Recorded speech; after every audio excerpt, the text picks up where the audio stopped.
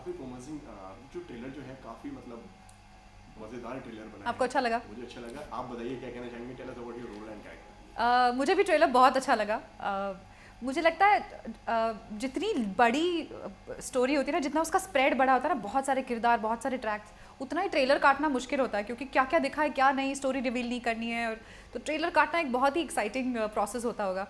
But trailer देख के मैं भी बहुत इम्प्रेस हुई थी, क्योंकि जैसे आपको पता होगा इसमें 138 एक्टर्स हैं और इतनी सारी पैरेलल स्टोरीज़ है, इतना सारा ड्रामा है। तो उसमें से आपको एक्साइटमेंट भी बनाए रखनी है, लेकिन स्टोरी रिवील भी नहीं करनी है। तो ऐसा कुछ ट्रेलर में अचीव कर लिया है हमारी टीम ने। I am really really glad. तो आई एम होपिंग ट्रेलर से एक्साइट होकर लोग शो भी देखें। ओके, एंड अगर आपके रोल की अगर बात की जाए तो आपके रोल के बारे में कुछ बताइए। तो मेरा मेरा किरदार है रमा का। रमा आंग्रे परिवार की बहू है, रानी माई की बहू है। और आंग्रे परिवार के जो 3 बेटे हैं, मधु, अभय और मेजर, उनमें से मधु की बीवी है। रमा का अपने परिवार के हर सदस्य से एक अलग सा रिश्ता है। अभय से एक बहुत इंटरेस्टिंग, वो ऑलमोस्ट उसके छोटे भाई जैसे या बेटे जैसा है। मधु के साथ भी उसका एक लगाई था मुझे। Okay, tell us about your character. Rama जो मेरे किरदार का नाम है, आंग्रे परिवार की बहू है और मधु की बीवी है। मधु जो कि जितेंद्र जोशी प्ले करते हैं। रमा एक माँ है, एक बहू है, एक बीवी है और घर में रहती है। उसका कोई गैंगस्टर्स से वैसे बहुत ताल्लुक़ नहीं है, लेकिन मुझे इंटरेस्टिंग ये लगा कि इस तरह की पागल फैमिली में एडजस्ट करने के लिए किसी को पागल ही होना चाहिए। तो रमा भी इक्वली मैड है सबके जैसी। तो उसकी एक बहुत इंटरेस्टिंग पर्सनैलिटी है। मधु जैसे पूरी दुनिया को डराते फिरता है, लेकिन डरता वो रमा से है। तो मुझे बहुत इंटरेस्टिंग लगा था रमा का किरदार, और आई होप उसको मैंने अच्छे से प्ले किया है। ओके, क्यों लगा ये किरदार करना चाहिए? 2-3 चीज़ें हैं। पहली तो मेरा जो पहला नरेशन था, मुझे ये पूरा प्लॉट और ये पूरा क्या कहते हैं, सेटअप बहुत ही ज़्यादा अच्छा लगा। मैं ये फिर से लेती हूँ। 2-3 चीज़ें हैं। पहली चीज़ ये, जब मुझे स्टोरी के बारे में, मेरे कैरेक्टर के बारे में और पूरे शो के बारे में बताया गया, तो मुझे ये सारा जो सेटअप है वो बहुत ही एक्साइटिंग लगा। एक तो इतने इंटरेस्टिंग एक्टर्स हैं, इतनी अलग अलग चीज़ें इसमें हो रही है। To be part of something so big and so diverse was fun, was exciting. So वो पहली चीज़ थी। दूसरी डेफिनेटली ये थी कि मुझे ये कैरेक्टर बहुत अच्छा लगा। इस पूरे सेटअप में ये इतना बड़ा पार्ट नहीं है जितना कि तीनों भाइयों का या सुप्रिया जी का रोल है, लेकिन ये बहुत यादगार किरदार है। आपको रमा ज़रूर याद रहेगी। तो मुझे वो इम्पैक्टफुल बहुत लगा। और जीतू के साथ मैंने इससे पहले बहुत बार काम किया है। This is the third time that I am playing his love interest wife. तो मेरे लिए ये भी एक्साइटिंग था कि मेरे एक बहुत फेवरेट को एक्टर के साथ मुझे one more time screen share करने का मौका मिलेगा। तो आई थिंक वो भी एक रीज़न था कि मैंने इसके लिए हाँ कर दी। एंड काफ़ी मजे हुए कलाकार हैं इसमें, जिस तरीके से हम देख रहे हैं। सुप्रिया जी हो गई हैं, समीर सोनी हो गए हैं, और भी काफ़ी कलाकार हैं, मतलब काफ़ी मेच्योर्ड एक्टर हैं इसमें। तो कैसा एक्सपीरियंस है उनके साथ में काम करने का आपका? मज़ा कितना आया? बहुत ज़्यादा मज़ा आया मैं पर्सनली सुप्रिया जी की बहुत बड़ी फ़ैन हूँ। मुझे उनका काम बहुत अच्छा लगता है। और मतलब वो जब स्क्रीन पे वो जब शॉट में एंटर करती है, और आप अगर मॉनिटर में बैठ के देख रहे हो, आप अगर सीन में हो तो खैर आप अपनी चीज़ में बिजी रहते हो, लेकिन अगर आप सिर्फ उनका शॉट देख रहे हो तो यू रियलाइज़ कि वो कितनी पावरफुल एक्ट्रेस है। वो चाहे कोई डायलॉग ना बोल रही हो, चाहे वो रिएक्ट ना करिए, वो सिर्फ फ्रेम में है, फिर भी आपकी नज़र उन पर जाती है, बिकॉज उनकी पर्सनैलिटी ही ऐसी है, उनका बीइंग ही ऐसा है कि इतने सालों का एक्सपीरियंस, इतना इतना interesting craft, it shows in her presence. तो मेरे लिए सुप्रिया जी के साथ काम करना was a big highlight. And on the last day of shoot मेरी उनसे बहुत सारी बातें भी हुई। तो वो जितनी बड़ी एक्ट्रेस है, उतनी ही स्वीट और डाउन टू अर्थ पर्सन है। हमने बहुत सारी बातें की और हमने बहुत बेसिक घरेलू चीज़ों के बारे में बातें की, और मुझे बहुत मज़ा आया उनके साथ वो स्पेस शेयर करके। अगर बाकी फैमिली की बात करें तो जीतू के अलावा मैंने इससे पहले किसी के साथ काम नहीं किया था, मैं किसी से मिली भी नहीं थी। तो मैं शूट के पहले दिन पूरे आंग्रे परिवार से पहली बार मिली। पर as luck would have it, हम पिछले 2 साल से इसको शूट कर रहे हैं। बीच में लॉकडाउन हुआ, हमने सारे फैमिली के सीन्स एक साथ शूट किए, तब हम एक साथ रहे भी थे। तो उस वजह से मेरी आंग्रे फैमिली में सबके साथ बहुत ही कमाल की बॉन्डिंग है। ऋत्विक कह लो, अदिति कह लो। अदिति तो मेरी बहुत अच्छी दोस्त बन गई है। मैंने सबके लिए खाना बनाया है, हमने साथ साथ मिलकर मील्स प्लान किए हैं, पार्टीज़ की है। तो that's bin a lovely lovely experience. हालांकि मेरा कनेक्शन बाकी किसी के साथ नहीं है, मैं सिर्फ फैमिली से रिलेटेड हूँ, पर I have found some lovely people and lovely performers. Okay, इसी के साथ में क्यों देखनी चाहिए लोगों को ये सीरीज? क्या नया मिलने वाला है फैंस को? अगर आपको ट्रेलर पसंद आया, आपको एक्साइटिंग लगा है, तो आपको देखनी ही चाहिए, बिकॉज ये एक्साइटिंग है ही। पर मुझे ऐसा लगता है कि कार्टेल एक बहुत सारी अलग अलग चीज़ों का कॉम्बिनेशन है। इसमें एक्शन है, इसमें ड्रामा है, इसमें हर किसी के लिए कुछ ना कुछ है, कोई ना कोई टेक अवे है। तो आपको जिस भी तरह का कंटेंट पसंद है, जिस तरह का जॉनर आपको इंटरेस्ट करता है, उस हर जॉनर का एक एलिमेंट इसमें है। तो I think you should give it a try. और मुझे लगता है सबसे बड़ा यूएसपी इसका मेरे हिसाब से ये है कि इतनी बड़ी स्टारकास्ट है इसकी, 108 एक्टर्स के बारे में हम बात करें, पर वो सिर्फ चेहरे या नोन फेसेस नहीं है, वो बहुत अच्छे परफॉर्मर्स हैं। तो I think good performances is something that people should watch this for. 20 अगस्त को आ रहा है, क्या कहना चाहेंगी? 20 अगस्त को MX प्लेयर और ऑल्ट पर कार्टेल स्ट्रीम हो रहा है। मेरे ख्याल से आपको उसको बिंज ही करना चाहिए। Thank you. अब मेरे साथ another film called Uma जो कि अभी खत्म हुई है. There's another film called Isra which is a Panorama Studios film. So touchwood, there's a lot of work lined up and starting off with Cartel, so fingers crossed. हाँ, तो comfortable मानते हैं आप खुद को, ऐसा आप आरजे भी रह चुके हैं। नहीं आरजे तो मैं अभी भी हूँ यार, अभी भी हूँ. शुरुआत मैंने अपने करियर की दिल्ली में रेडियो से की थी जब private radio had just started off. तो at the end of the day, that is another medium of expression. This is another medium of expression. But I get to express myself more over here than I do over there.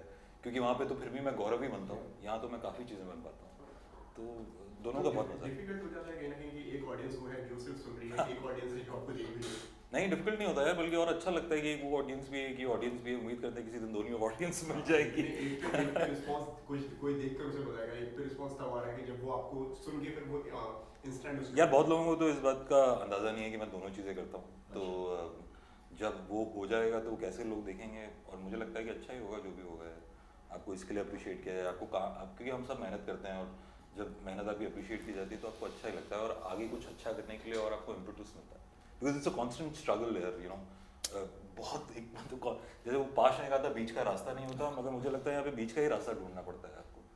आपको किस तरह से perceive किया जा रहा है, आप अपने आप को किस तरह से परसीव करते हैं, और फिर उसके बीच में आपको कहीं कुछ ढूंढना पड़ता है. इट्स ऑनगोइंग संघर्ष जो है वो तो जनाजा उठने तक तो रहेगा ही रहेगा. बिल्कुल. बट लेवल्स उसके डिफरेंट हो जाते हैं. Levels different. And sir lastly मैं आपसे दोनों से जानना चाहूँगा, लोगों को क्यों देखनी चाहिए सीरीज? क्यों देखनी चाहिए? क्या उनको अलग ऐसा नया मिलेगा इसमें जो जी क्या बताना चाहेंगे इस बार? आप मुझे पहले बताइए कि ट्रेलर देख के आपको कैसा लगा. सर मुझे तो अच्छा लगा, बट जाहिर सी बात है लोग देखेंगे. इतना खूबसूरत ट्रेलर लोगों ने देखा और रिएक्शंस आ रहे हैं, तो जाहिर सी बात है.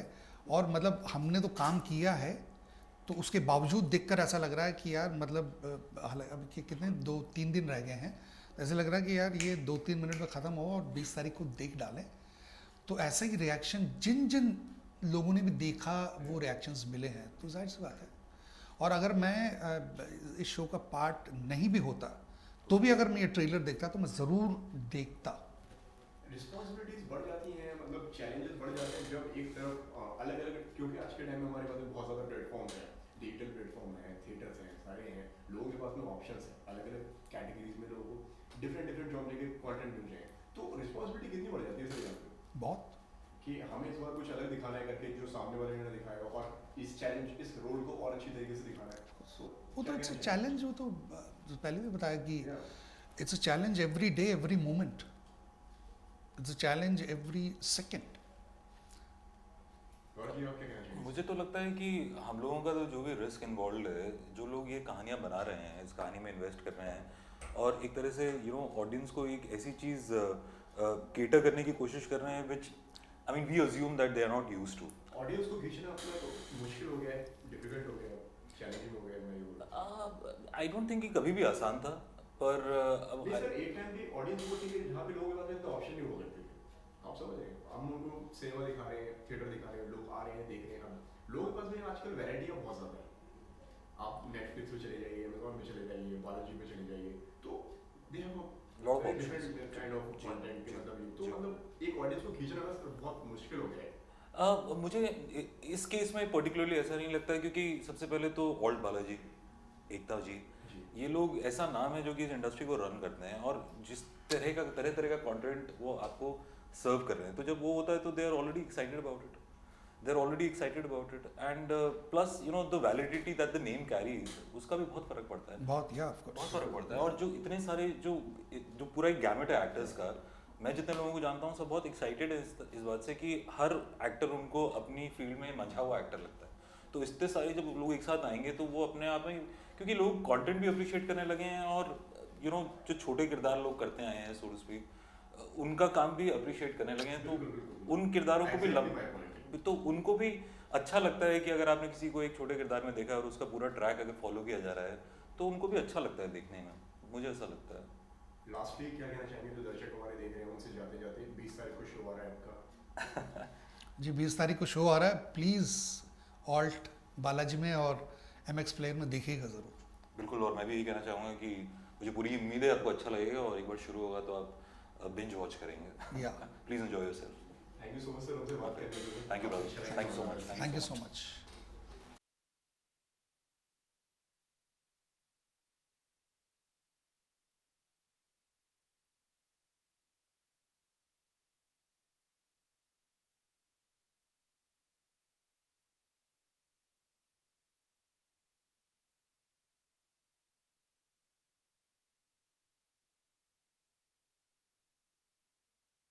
जो फैंस मुझे देख रहे हैं सबको नमस्ते प्रणाम। आई होप आप लोग अपने घर पे सुरक्षित हैं और खुश रहिए, आपस में मिलजुल के रहिए और आपको एंटरटेन करने हम आ रहे हैं 20 अगस्त को कार्टल, ऑल्ट बालाजी और MX प्लेयर पे, और हमारा शो आई होप आपको काफ़ी एंटरटेन करे और आप सब हमें काफ़ी प्यार दें। Thank you.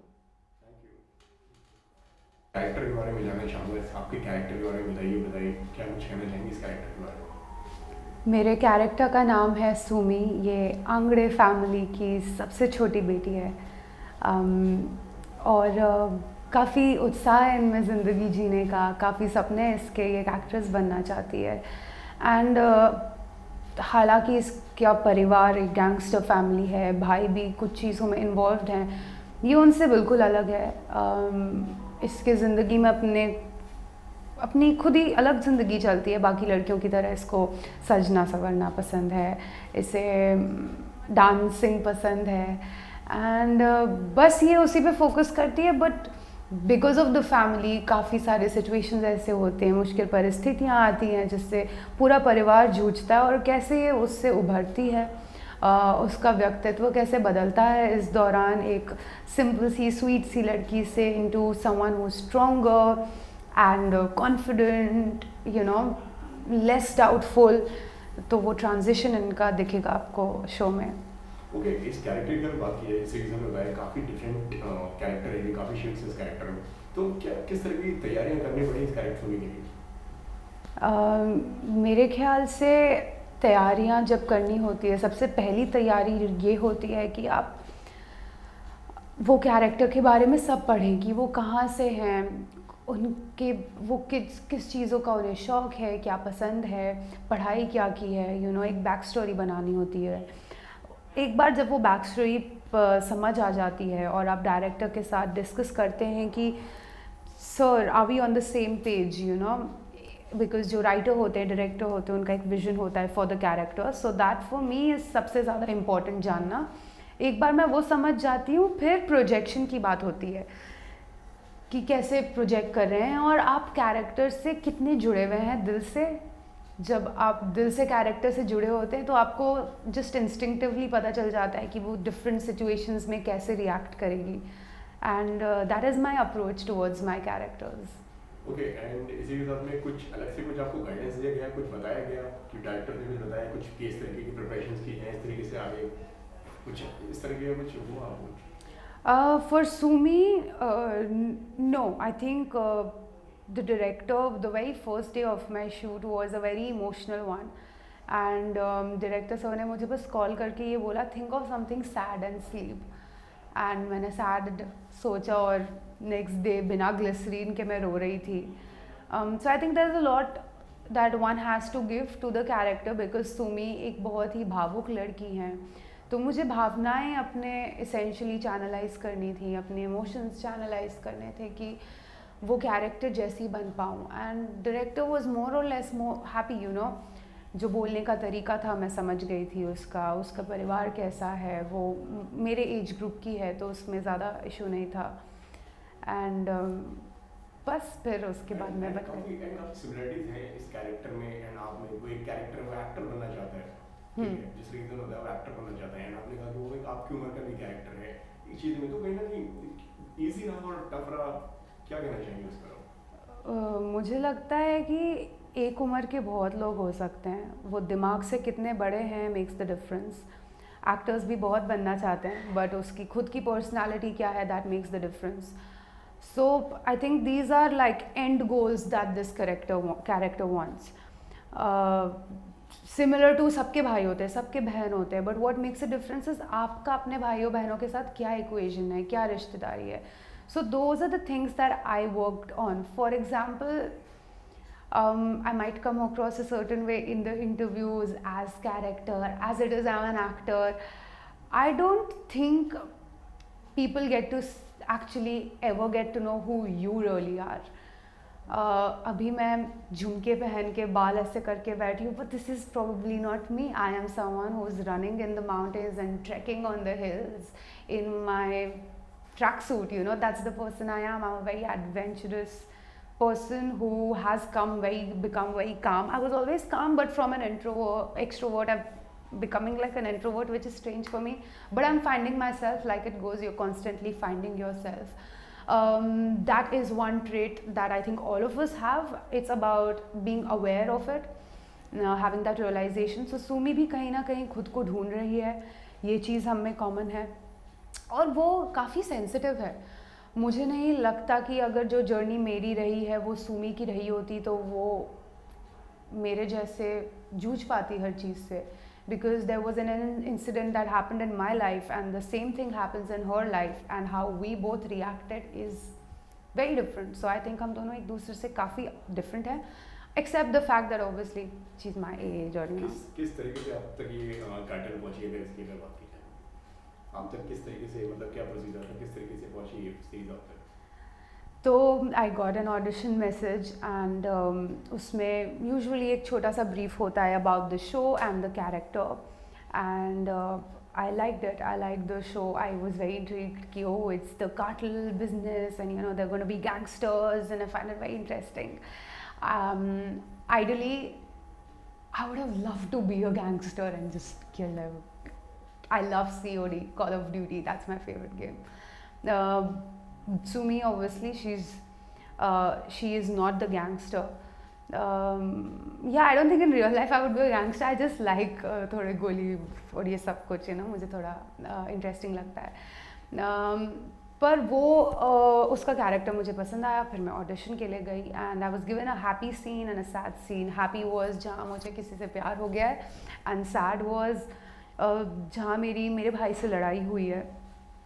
And there were a lot of girls sitting after my sad scene, like they clapped and I was like, and I actually had tears while I was doing the scene without glycerine or anything, and I just could feel that okay, I've done good. And that was but then मैं audition देने के बाद कुछ सोचा नहीं कि होगा नहीं होगा क्या होगा. I was because काफ़ी auditions देते हैं, but then I think उन्हें मेरा काम पसंद आया and then I got a call, then we talked about dates, budget, and then I was finalized.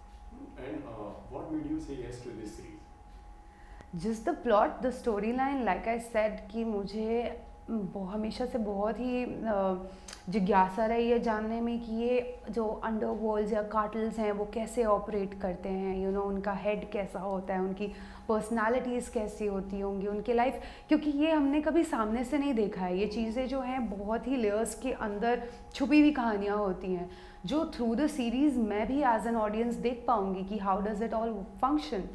And that was what interested me. And काफ़ी दिग्गज एक्टर्स भी इससे टाइटल से जुड़े हुए हैं. सुप्रिया जी हैं एंड समीर जी हैं और भी काफ़ी सीनियर एक्टर जो हैं. उनके सामने कैसा एक्सपीरियंस है काम करने का आपका?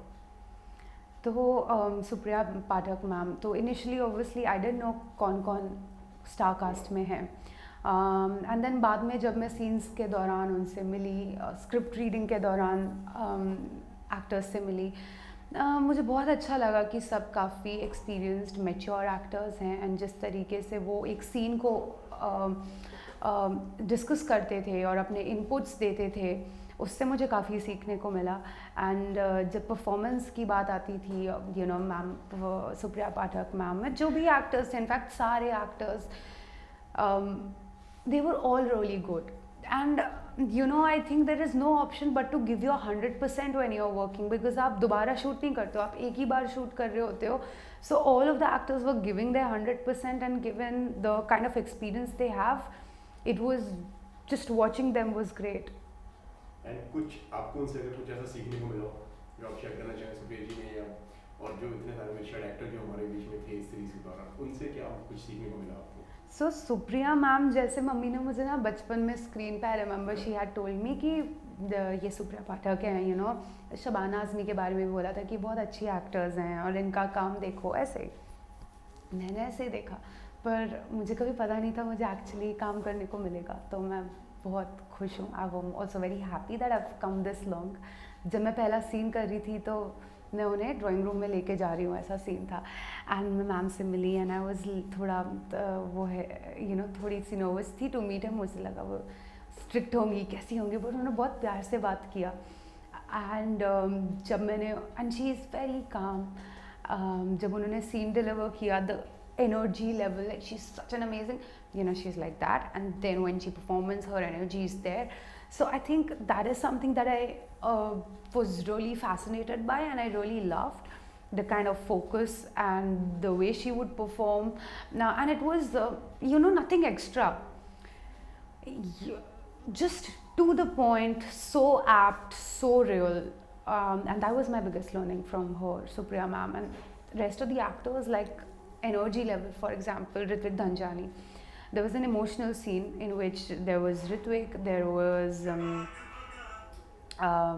Tanuj, there was Jitendra Joshi sir, and you know, they're fighting and I come in between and I'm like, wow, dada रुको, and वो जो scene था, मतलब जहाँ से शुरू हुआ, and it was all one shot, so I was actually waiting first, watching them, watching the argument grow from here to here to me exiting midway, and then whatever happened. So the kind of energy that would build up was huge, and it's a great feeling of liberation when you do good work, and you could feel, you know, we would have goosebumps, we would have tears, like just after the shot we would just be there, we were, and when we did something good, the crew would clap for us, and we would just be there and just take a deep breath and be like, okay, this was good. So there were moments like that, and I think that's very, very, very beautiful. And Divya भी है इसमें, दिव्या भी big boss के घर में है, तो उनको कितना फॉलो कर पा रही हैं आप, बिग बॉस कितना देख पा रही हैं? मैंने बिग बॉस फॉलो नहीं किया है कभी भी. I am very nature lover sort of a person, तो मुझे ये बहुत ज़्यादा पॉलिटिक्स और वो सब पसंद नहीं है. सो दिव्या को मैं सोशल मीडिया पे फॉलो करती हूँ, एंड उनके अपडेट्स मुझे वहाँ मिलते हैं, and I think she's doing a really good job by whatever I can see, and I wish her all the best. It's not an easy place to sustain. The reason why I said that I don't watch, because it's just too much for me. So just being there, I think, is a great achievement in itself. So all the very best to her. और ज़्यादा क्या कहना चाहेंगे आपके जो fans आपको देख रहे हैं उनसे? मेरे